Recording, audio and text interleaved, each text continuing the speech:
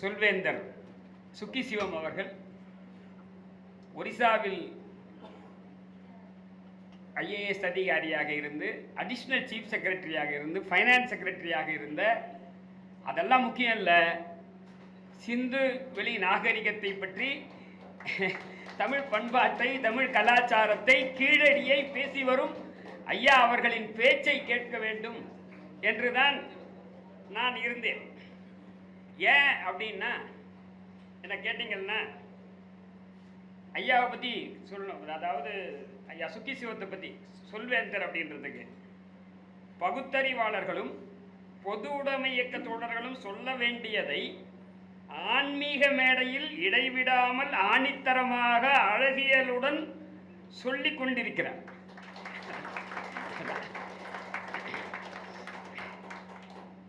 நாங்கள் யாரிடத்தில் சொல்ல முடியாதோ அவர்களிடத்திலும் சொல்லிக் கொண்டிருக்கிறார். எங்க வீட்டிலேயே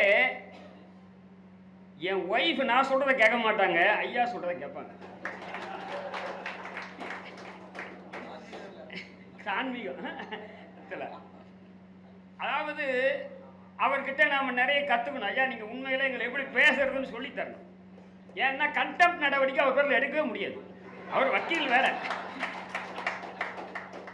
அவருடைய நான் சொல்றேன், நீங்க அவருடைய வீடியோ பாருங்க. பார்த்தீங்கன்னா நானும் வாங்கினாதனும் பேசுறத விட அதில் அவருடைய கருத்துக்கள், நமக்கான கருத்துக்கள் கூடுதலாகவே இருக்கு என்று கருதுகிறேன். சமீபத்தில் ஒரு வீடியோ, சாதியை கட்டமைத்தது யார் அப்படின்ட்டு நான் சொல்ல போறதில்ல, அது யாருன்ட்டு. அவரும் என்ன பண்றாரு, மைக்கை விட்டு இப்படி வந்துடுறாரு, ஒருத்தனை கூப்பிட்டு இதை படிடா அப்படிங்கிறாரு. அவன் படிச்சான், மீண்டும் படிடா அப்படின்னாரு. நான் ஏன் சொல்ல தெரியுமா? இத சங் பரிவார் கூட்டம் சுக்கி சிவம் சொன்னான்னு சொல்லும், நான் சொல்லல. இத சாதியை கட்டமைத்தது யார், நான் இப்ப கூட சொல்ல, அது நான் சொல்ல போறது இல்ல, நீங்க கேட்டு தெரிஞ்சுங்க. இதை யார் சொன்னதுன்னா சாமி விவேகானந்தர் சொன்னார், இவர் சொன்னாருன்ட்டு. யாரு அவரை, யார் சாதியை கட்டமைச்சாருன்ட்டு. அப்புறம் ஒரு குறிப்பிட்ட மடம் இந்த புத்தகத்தை போட்டுக் கொண்டிருந்தார்கள், இப்போது இந்த பகுதியை நீக்கிவிட்டார்கள். இந்த மாதிரியான தகவல்கள் இருக்கு பாருங்க. அதே மாதிரி இன்னொரு வீடியோல நான் சொன்ன ஒத்துப்பீங்களா? எனக்கு அந்த கருத்து தான், வள்ளலாரை சைவச்சிறைக்குள் அடைக்காதீர்கள். அவர் சொல்றாரு, நான் திருநூறு பூசிப்பேன் ஆனா வள்ளலாருக்கு பூசாதுன்னு. அதனாலதான் ஐயா சொல்வேந்தருடைய பேச்சை இங்க கேட்கணும் அப்படின்றதோ. அதே மாதிரி ஐயா பாலகிருஷ்ணன் அவர்களும் பேச வேண்டிய, அவர்கள் பேசுவது இதில் சிறப்பாக இருக்கணும். இருந்தாலும் ஒரு மிக சுருக்கமாக ஒரு 10 நிமிடங்கள் இல்லை 15 நிமிடங்களுக்குள்ள நான் பேசி, என்னுடைய அவங்க தான் மெயினான ஸ்பீக்கர்ஸ், அவங்க தான், மந்திரி கூட இல்லை, நானே சொல்லிடுறேன். அவங்க 2 பேர் தான் மெயினான ஸ்பீக்கர்ஸ். அதாவது இன்னைக்கு நாம திருப்பரங்குன்றத்தை பற்றி பேசுகிறோம். இன்னைக்கு பேசுவதற்கான அடிப்படையான காரணம், சங் பரிவார் இதை திருப்பரங்குன்றத்தை அயோத்தியாக மாற்றுவோம்னு வெளிப்படையாக சொல்றாங்க. நான் இதெல்லாம் மறைமுகமாகவே கிடையாது, அவங்க அதை சொல்றாங்க. ஏன் சொல்றாங்க? அயோத்தியில பாபர் மசூதியை இடித்தது போல இங்கே திருப்பரங்குன்றத்தில் இருக்கக்கூடிய சிக்கந்தர் தர்காவையும் மசூதியும் இடிக்கணுங்க. அதில் அரசியல் பண்ணுன்றது அவங்க நோக்கம். என்ன கேட்டா, இல்லை அது இல்லைன்னு சொன்னா கார்த்திகை தீபம் சம்பந்தமா அவங்க போய் சொல்ல வேண்டியது இல்லை. எல்லா மக்களுக்கு என்ன போய் சொல்றாங்க, என்னமோ கார்த்திகை தீபம் ஏத்தாத மாதிரி சொல்றாங்க. அப்பா எல்லாரும் கார்த்திகை தீபம் ஏற்றியாச்சு. எங்க ஏத்தனமோ வருஷா வருஷம் 100 வருஷத்துக்கு மேலாக கார்த்திகை தீபம் முருகன் சன்னதிக்கு நேர் மேலாக இருக்கக்கூடிய உச்சி பிள்ளையார் கோயிலில் ஏற்றப்பட்டது. கிட்டத்தட்ட ஒரு 70,000 1 லட்சம் பேர் பக்தர்கள் போய் அதை தரிசனம் பண்ணி ஆண்டவனை கும்பிட்டாங்க. ஆனா இவங்க தொடர்ந்து என்ன சொல்றாங்கன்னா, நம்ம தீபம் ஏத்தல அப்படின்ற ஒரு பொய்யை 3/12/2025 அன்னைக்கு அவங்க சொல்லி பிரச்சனை பண்றாங்க. இதுக்கு முன்னாடியே அவங்க டிசம்பர்லயே 2024லயே அதற்கான ஒரு பிரச்சனை ஆரம்பிச்சாங்க. டிசம்பர் 24லயே மசூதியில தர்காவில் ஆடுபடி வெட்டக்கூடாதுன்ட்டு பிரச்சனை ஆக்கி அதில் அவங்க வெற்றி பெற்று விட்டாங்க. இதில் என்னன்னா, நான் மீண்டும் அழுத்தி சொல்கிறேன், எங்க வெட்டுறதுன்றதான் பிரச்சனை. அவன் மசூதியில அவன் தர்காவில் வெட்டுறான், அதுல என்னங்க நமக்கு ஆட்சேபம் இருக்க முடியும்? தயவு செய்து நான் என்ன சொல்றேன்னா, இப்போ ஒரு இந்து சாமிகள் கூட நிறைய சாமிகளுக்கு நம்ம முடி வெட்டுற, அதாவது என்ன முடி இறக்கிறது இருக்கு இல்லையா, அதுக்கு இன்னும் பல்வேறு நிகழ்வுகளுக்கு ஆடு வெட்டுறதெல்லாம் இருக்கலாம். ஆனால் இவர்கள் மசூதியில் தர்காவில் வெட்டுறதுக்கு என்ன, எப்படி அதை அவங்க சொல்றாங்க? இன்னொருவருடைய வழிபாட்டு உரிமை அது. நான் ஒரு உதாரணத்துக்கு சொல்றேன். இன்னைக்கு ஒரு அடுக்குமாடி கட்டடம் இருக்கு சென்னையில், 10 மாடி அடுக்குமாடி கட்டடம் இருக்கு. ஒரு ஃப்ளோர்ல 3 பேர் இருக்காங்க, 30 பேர், 29 பேர் இந்து. அதுவும் கறி சாப்பிடாதவங்க. இந்துக்கள்னா கறி சாப்பிடாத ஒரு 3% இல்லை 2%, அவங்களும் சாப்பிட்றாங்க, அது வேற. அவங்க அப்படின்னு வச்சுங்க நீங்கள் பேச்சுக்காக. அதில் ஒருத்தர் மட்டும் இஸ்லாமியர். அவங்கள பார்த்து சொல்கிறாங்க, நீங்கள் மாமிசம் சமைக்கக்கூடாது, வெளியே வந்து வாங்கி சாப்பிடக்கூடாது அப்படின்னு சொல்கிற மாதிரி தான் தர்காவிலும் மசூதியிலும் இது வெட்டக்கூடாதுன்னு சொல்கிறது.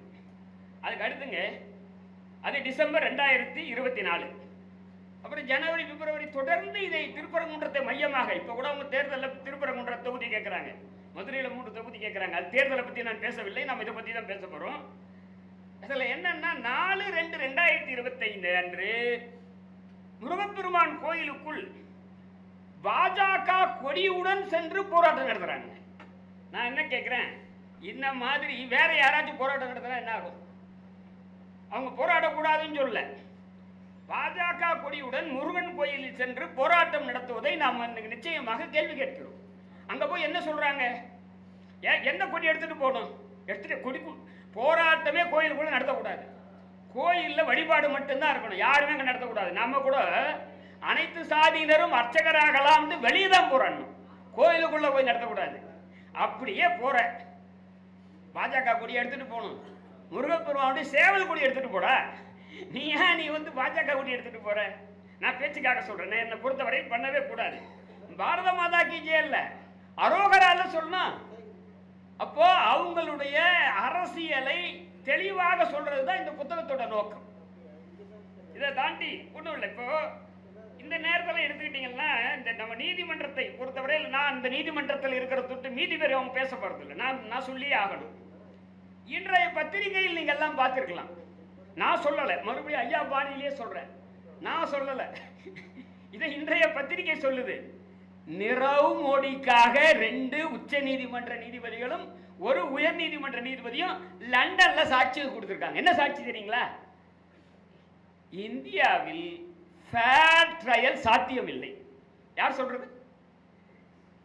2 உச்ச நீதிமன்ற நீதிபதி, 1 உயர் நீதிமன்ற நீதிபதி 2 செய்தி சொல்றாங்க. ஃபேர் ட்ரையல் சாத்தியம் இல்லை, அதனால அவரை இங்க எக்ஸ்ட்ரடிஷன் பண்ணக்கூடாது அப்படின்னு சொல்றாங்க. கூடுதலாக அங்கே ஒரு ஒப்பந்தம் இன்டர்நேஷனல் லெவல்ல, இங்கே இடி சிபிஐ எல்லாம் டார்ச்சர் பண்ணாது அப்படி என்று சொன்னாலும் அவர்களை அரசு கட்டுப்படுத்த இயலாதுன்னு சொல்றாங்க. இது 2 இன்றைய பத்திரிகையில் தயவு செய்து பாருங்க, லைவ்லாவில் வந்திருக்கு, பத்திரிகையில் டைம்ஸ் ஆஃப் இந்தியாவில் வந்திருக்கு, நேற்று அல்லது இன்று 2 நாளுக்குள்ளார, இல்லை கூகுளில் தேடினால் கிடைக்கும். இதுதான் இன்றைய பொதுவாக நாம் சொல்லக்கூடிய நிலை. இதில் குறிப்பாக இன்னும் 2-3 செய்தியை சொல்லிட்டு, அவங்க பேரை சொல்ல, எந்த நீதிபதின்ற பேரை நான் சொல்ல, 2 உச்ச நீதிமன்ற நீதிபதி, ஒருவர்.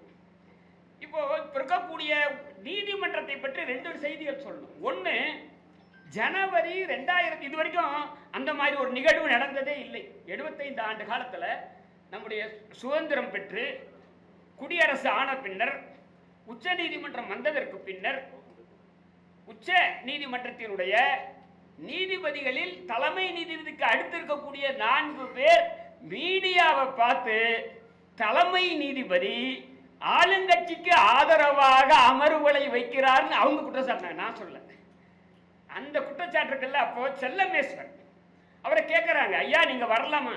இல்லை என்றால் எதிர்காலத்தில் வரக்கூடிய சந்ததியினர் நாங்கள் இந்த பிரச்சனையை எழுப்பவில்லை என்று குற்றம் சாட்டுவார்கள், எனவே நாங்கள் வந்து சொல்றோம் அப்படின்னு சொன்னார். அது ஒண்ணு. இப்போ இந்த மாதிரி எந்த நிகழ்வு 75 ஆண்டுகள்ல கிடையாது. அப்பெல்லாம் கூட நல்லா இருந்தெல்லாம் சொல்ல நான், ஆனால் இப்படி ஒரு நிகழ்வு நடந்ததில்லை. இன்னொன்று, வரலாற்றில் ஓரிரு நேரங்களில் நீதிபதிகள் பேரில் இம்பீச்மெண்ட் மோஷன் வந்தது உண்டு, இல்லைன்னு சொல்ல. ஆனால் இன்னைக்கு ஒரே நேரத்தில் 3 இம்பீச்மெண்ட் மோஷன் பண்ணிக்காரு. அந்த மாதிரி என்றைக்குமே இல்லை. நம்ம நீதிபதி ஜி.ஆர். சாமிநாதன் உட்பட அது குறைஞ்சது ராஜ்யசபாவில் 50 எம்பிக்களோ அல்லது லோக்சபாவில் 100 எம்பிக்களோ கையெழுத்து போட்டு கொடுத்தா தான் இருக்கும். அதுக்குள்ள நான் மீறி போகலை.